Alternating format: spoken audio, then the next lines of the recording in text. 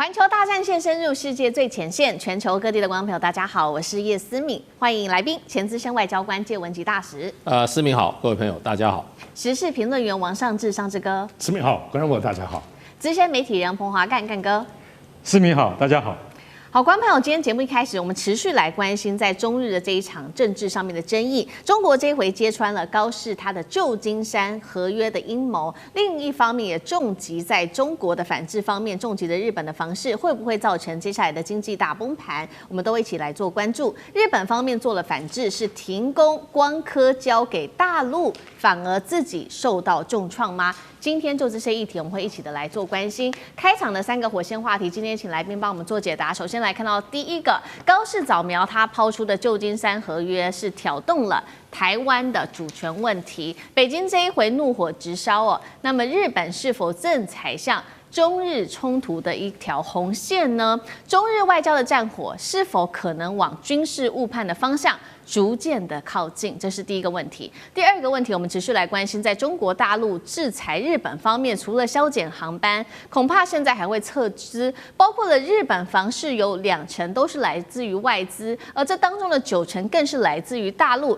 只要北京轻轻一推抛售房地产，日本经济会不会瞬间断层？这是第二个问题，我们今天会做回答。最后来看到日本的反制是停工光刻胶，企图要卡死大陆的半导体产业。但是当然了，中国早就已经做到的是在这方面做自主化，日本会不会自己被反杀呢？今天就这些议题，我们会一起的来做关心。好，我们来看到这一场中日之间的紧张局势持续的延烧，现在往今天会来关心的3个方面：外交、经济、科技层面3个层级来做关注，因为都正在受到严重的冲击当中。高市早苗他抛出了一句：日本无权认定台湾的地位，看似确实好像是降温的，但是实则被解读是不是在做挑衅呢？因为他援引的其实是旧金山的合约。旧金山合约论证的事情是日本已经放弃台湾，但是没有说把台湾给谁，等于再度的挑战了台湾地位的未定论。有人说他就是在偷渡台湾地位的未定论。那确实还被解读到的事情，就是日本有关于他的3份的核心文件，不管是在开罗宣言，或者是在波茨坦公告，甚至在1945年当时日本降服文书，都特别去写到的是清楚指向台湾是归还中国的。因此我们看到这一回哦，这个高市等于都是否认的。那北京呢？因此，火速的要求，包括了《人民日报》也痛批高市说：“日本回来了吗？”那么代表军国主义也回来了吗？要求这个高市他收回自己的言论。现在我们来看到最新呢，是来自于大陆学者是这样说的：他的日本的盟友也都选择沉默不表态，这代表他们也都不挺高市的这一番危险的言论，甚至是在网络上面，现在微博热骚的这一件事情，是日本的国宝歌手，他是加藤登纪子，他直接要求高市撤回他的言论，否则恐怕让日本成为被接下来攻击的一个目标。节目一开始要特别请教大使怎么看的高市援引的这个旧金山合约，为何让大陆更加的愤怒？旧金山跟波茨坦它的本质上到底有多大的差异？大使怎么看？因为波茨坦事实上是那时候是中国跟这个美英联合的一个宣言。那这个开罗宣言也是一样，所以那是代表就是说同盟国大家一个共同的立场。那这里面有一个有关台湾的归属的部分的话，就是它最主要在这个开罗宣言里面写得非常清楚，日本所侵占的中国的领土，包括满洲、台湾、澎湖，还有其他相关地方，都战后要归还给中国。那这个是开罗宣言里面明白写的。那波茨坦宣言最后就是要日本投降。那波茨坦宣言里面也基本上也是引用这个开罗宣言里面最主要的内容。所以呢，这个日本投降的时候，详述里面就是说日本无条件投降，完全接受波茨坦里面公告里面的宣言里面的所有的条款，没有保留，不准保留。所以波茨坦宣言里面也有提到，继这个开罗宣言以后，里面有提到日本侵占中国的领土满洲。那他不是说领土，它是列举啊，满洲就是东北，哎，台湾、澎湖啊，还包括南海啊这些诸岛，基本上都要归还给中国，所以这个是写得非常清楚的。那这一句话就变成就是说，这个是日本接受这个波茨坦宣言宣布无条件投降以后，他就已经接受了。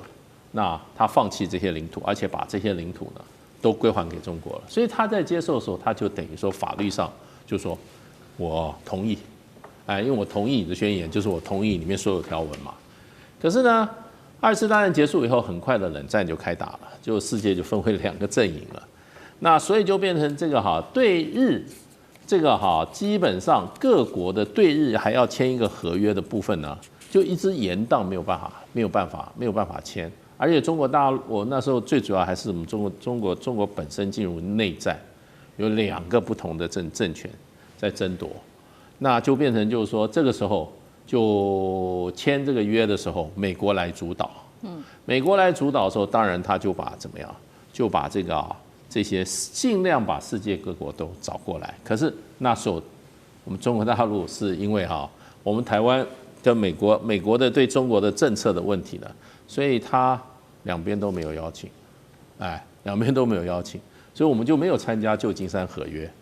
所以对于我们来讲的话，大陆对跟日本之间也没有一个结束战争的状态。那么就是说个别的那我们中华民国在台湾也没有跟日本一个结束战争的状态。那最后是怎么样呢？那因为那个旧金山合约的时候，美国做东就没有邀请2边，然后他邀请了谁？邀请了苏联，邀请了这个波兰，邀请了捷克这些国家邀请，可是这些国家他觉得这个里面的条约我不赞成，很多东西我们没有讲清楚，所以虽然他们参加了会议，可是呢，他们没有签名，就退出了，所以就变成这个对中国大陆来讲是不承认这个旧金山合约的，因为没有参加嘛，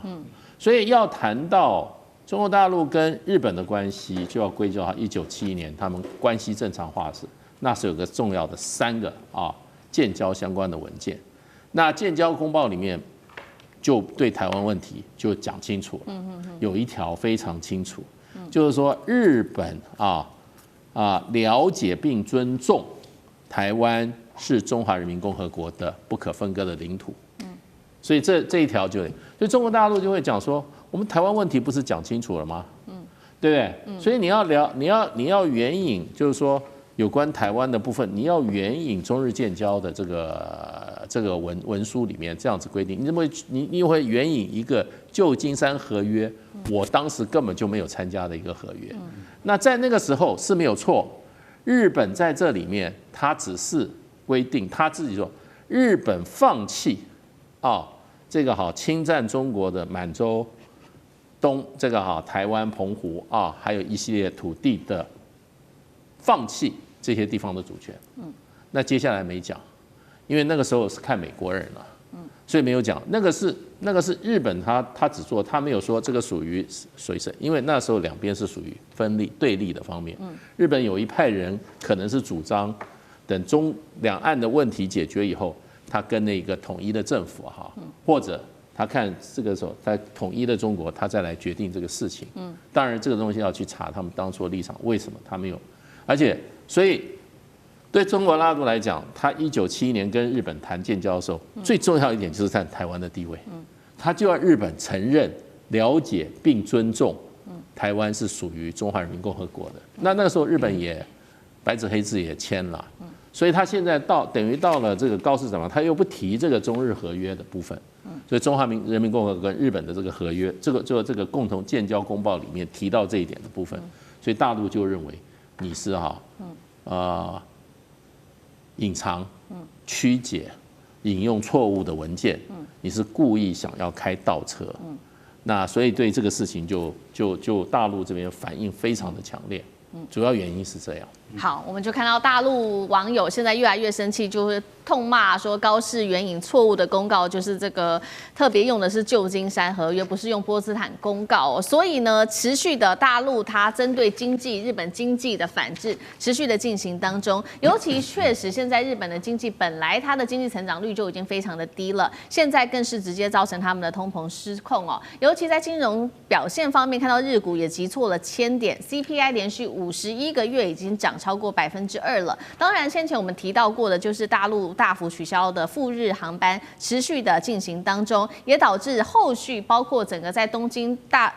的大量订房也都消失了。现在旅游产业也都哀鸿遍野。现在大家最关心的一点就是说，会不会接下来造成日本房市的一个重击呢？因为现在在不管是东京湾或者是高级公寓，有20%左右其实都是外资买的，而这20%当中更是有90%都是中国大陆的买家。日本媒体已经寄出最新的警告了，他说大陆中国人只要集体撤出，日本房市就会受到重挫，会导致高市的政治支持度、经济快速崩盘吗？上志哥怎么看？没有错，现在有关于中日当中的这个对峙情形，我们盘点一下。首先，在网络上，当然中日的部分的网民，大家也都有互相攻击，都很火热。产业面，首先这些消息是老牌的这个 Canon 就突然停工，在大陆突然停工，所以变成造就中国大陆有超过1000人突然失业。这可能也是日本方面，你不能说是报复就大家看产业不太对劲，也要有所因应。除此之外呢，中国大陆日本方面的大中小型的这个企业，包括中小企业，有很多都需要靠进出口，都是中国大陆有关的。无论出口到大陆，或从大陆进口很多的东西，那这方面的影响跟 Canon 一样开始产生了。除此之外的话，刚刚提到这个航班取消很多，这几天在日本的很多的机场可以看到，有非常多人，包括深夜的红眼班机，满满的都是中国大陆，可能是一些学生，可能是到那边游学或各方面的这种侨民等等，大量的撤回中国大陆。所以这里头也引起关注，是什么？要军事行动吗？是有任何的惊慌吗？因为这个当中做了满满的深夜航班。将近90%以上全都坐满，为什么所以这个当中，当然也有人说，因为航班大幅度的减少，后面就没有航班可以坐了，所以大家算赶快走也有可能。所以就房地产了房地产现在刚刚开始，因为已经有传出先前准备要做交易，中国大陆在全日本各地买的，包括城市包括前阵子日本很喜欢买一些乡下的日本房地产，包括日本。大陆人也买了神社，连庙都把人家买了所以这些据说现在进行到一半还有付款或最后签约的很多都喊停。所以房地产这消息不是耳语，是已经在发生。但现在就是说，已经买了的这些部分会不会卖掉呢？要知道，其实这10多年来，日本的房地产在泡沫化当中低迷了已经几10年。就是这10年慢慢的回涨当中，最重要的力量不是欧美，就是来自中国大陆的部分的买家。而房地产是一个国家日本最重要经济的核心之一。日本这些年的经济带动，其实房地产活络起来也是很重要的原因。所以一旦房地产受到影响，影响的东西又会回到什么？就是股市。我讲股市当中跟房地产、制造业、建筑业有非常非常多的这些都会连带受影响。那我们最近看到的观光包括消费的东西，只是刚开始而已。所以现在日本的股市。汇率、汇市就日币的部分，还有他们的债市、股汇债，现在日本都在波动那目前还没有完全失控，股市的部分的变化很大，但这就对高市早苗自认为他是安倍晋三的这个接班人，他就是股汇市，包括股市、汇市以及那么所谓的债市，他可以3件的都在手上，可以掌握来推动日本经济。这个部分就是中国大陆对它的当庭棒喝了。如果房地产的话，更会进一步的影响。但我们知道，其实现在大家关注的东西都是军事有没有军事层面的问题？因为如果有任何中国大陆采取任何直接、间接的军事手段，因为现在刚刚如同大师讲的，就定义你就是战败国，定义你就是军国主义了。而不是当代的日本高市早苗日本，中国大陆现在定义的日本就是几乎可以打你，因为就是这个大家的这个仇恨值跟历史包括赔偿的种种的这些要来大清算。而高市早苗说这些话到现在还不道歉，现在还在说旧金山宣言的部分，就是因为他觉得你不会打我嘛，你不敢可是中国大陆真的不敢吗？所以这个部分的边界要知道外交施压，因为习近平已经讲话了，现在会继续施压，但不会有更大的施压了。中国大陆后面就是行动，所以除了房地产，我认为要关注军事行动有没有逐渐或接下来就会发生。好，中国大陆的反制现在一开始是从消费开始，已经确实受到影响，接下来还会持续关心，不管是股汇债到房市，甚至最终会不会用到军事手段，都会值得我们持续的做关注。另外一方面，当然了，日本方面也祭出了最新的反制，日本打的是科技战，尤其他现在掌握全球70%的光刻胶现在传出呢，来自于媒体的报道。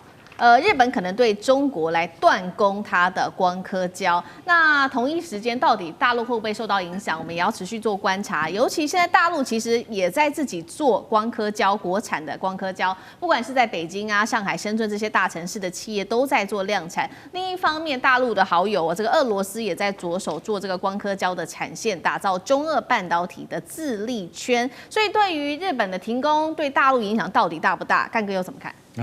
光刻胶就是光阻剂啦，光阻剂是什么？就是你在那个将电路的图案，你要把它转移到晶圆片上面的一种制程技术。那日本垄断了全球70%以上，所以它就像稀土是中国垄断是一样道理。那日本在这光刻胶也就是光阻剂上面，它已经这个投入几十年，所以它是非常有经验、有历史的。所以在这方面，连美国和欧盟都是要靠日本提供光阻剂这样的东西。那你现在突然上礼拜他们闹得最凶的时候，突然网络上面有消息说，日本已经现在暂时不供应光阻剂了。哇，那新闻很大，为什么？你知道光阻剂是一种不能留的东西，也就是说它的保存期限，不管你在恒温控制下，只有6到12个月。最多不能超过1年，它没有用。所以它不像晶圆，你可以去囤的，对，囤不了的那是一种高阶产品。那现在的问题就出现在于说，那东西不能囤的话，那日本一旦不供应的话，那中国怎么办？中国在2021年的时候，中芯国际碰到过一次，有一家公司日本的叫做信越化学，信越化学那个时候暂时终止了提供光阻剂害中芯当季的产能下降20%，这很严重的。对，所以现在网络上面出现这个讯息的时候，你就会然后中国的网民就非常紧张，是真的还假的？我现在告诉各位，官方没有证实，日本官方没有证实，现在要对于光阻剂也就是光刻胶进行什么？进行这个也就是说减产或者说减少供应给中国，还没有，但是会不会？可能会，为什么？只要这个局势中日之间的关系没有再改善的话，恐怕就会这样子做了。那其实，在 EUV 或者 DUV 这些深紫外光或者是那个极紫外光机上面，都需要用到这样的材料。那日本准备要用这样的材料来对付中国吗？我可以告诉各位，中国没有第二句话，马上就可以让你的电动车不要动。为什么？跟日本的稀土交易马上暂停。跟把滨崎步赶出上海是一样的道理，马上就这样做，甚至可以像你说那个唱那个海贼王最后的那个片尾曲的那个大龟珍惜有没有？从台上直接拉下来，中国绝对做得到，让你难堪到这种地步。所以我觉得啦，中国在跟日本的谈判之中态度已经很明确了。现在我坦白讲，高市长你没有第二条路可以走，你只有真的。用实质的道歉，不要再扯到旧金山合约，那没有用，因为旧金山合约根本就是一个，你为什么不讲开罗宣言？你为什么不讲波茨坦宣言？你为什么不讲？就是因为你想要规避嘛，你这种规避的态度只会让中国当局更讨厌你，而且这不是解决问题的方法。好，谢谢干哥，那我们休息一下，马上回来。地缘政治、美中之争、战略价值、强权崛起。小国生存，现在与未来共